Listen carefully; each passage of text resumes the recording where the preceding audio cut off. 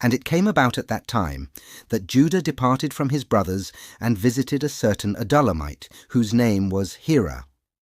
Judah saw there a daughter of a certain Canaanite, whose name was Shua, and he took her and went into her. So she conceived and bore a son, and he named him Then she conceived again and bore a son, and named him Onan. She bore still another son, and named him Shelah. And it was at Chezib that she bore him. Now Judah took a wife for his firstborn, and her name was Tamar. But Judah's firstborn, was evil in the sight of the Lord, so the Lord took his life.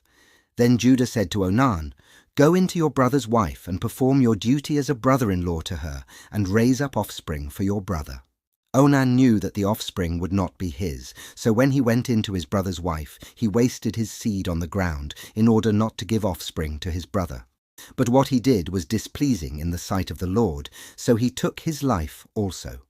Then Judah said to his daughter-in-law Tamar, "Remain a widow in your father's house until my son Shelah grows up." For he thought, "I am afraid that he too may die like his brothers." So Tamar went and lived in her father's house. Now after a considerable time Shua's daughter, the wife of Judah, died. And when the time of mourning was ended, Judah went up to his sheep-shearers at Timnah, he and his friend Hira the Adullamite. It was told to Tamar, "Behold, your father-in-law is going up to Timnah to shear his sheep." So she removed her widow's garments and covered herself with a veil, and wrapped herself, and sat in the gateway of Enaim, which is on the road to Timnah, for she saw that Shelah had grown up, and she had not been given to him as a wife. When Judah saw her, he thought she was a harlot, for she had covered her face. So he turned aside to her by the road, and said, "Here now, let me come in to you," for he did not know that she was his daughter-in-law. And she said, "What will you give me, that you may come in to me?" He said, therefore, "I will send you a young goat from the flock." She said, "Moreover, will you give a pledge until you send it?"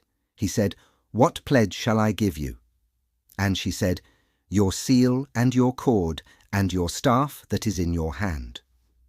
So he gave them to her and went in to her, and she conceived by him. Then she arose and departed, and removed her veil and put on her widow's garments. When Judah sent the young goat by his friend the Adullamite to receive the pledge from the woman's hand, he did not find her. He asked the men of her place, saying, "Where is the temple prostitute who was by the road at Enaim?" But they said, "There has been no temple prostitute here."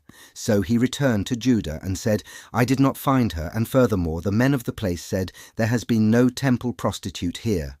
Then Judah said, "Let her keep them, otherwise we will become a laughingstock. After all, I sent this young goat, but you did not find her." Now it was about 3 months later that Judah was informed, "Your daughter-in-law Tamar has played the harlot, and behold, she is also with child by harlotry." Then Judah said, "Bring her out and let her be burned." It was while she was being brought out that she sent to her father-in-law, saying, "I am with child by the man to whom these things belong." And she said, "Please examine and see, whose signet ring and cords and staff are these?" Judah recognized them and said, "She is more righteous than I, inasmuch as I did not give her to my son Shelah." And he did not have relations with her again. It came about at the time she was giving birth, that behold, there were twins in her womb. Moreover, it took place while she was giving birth. One put out a hand, and the midwife took and tied a scarlet thread on his hand, saying, "This one came out first." But it came about as he drew back his hand, that behold, his brother came out. Then she said, "What a breach you have made for yourself." So he was named Perez. Afterward his brother came out who had the scarlet thread on his hand, and he was named Zerah.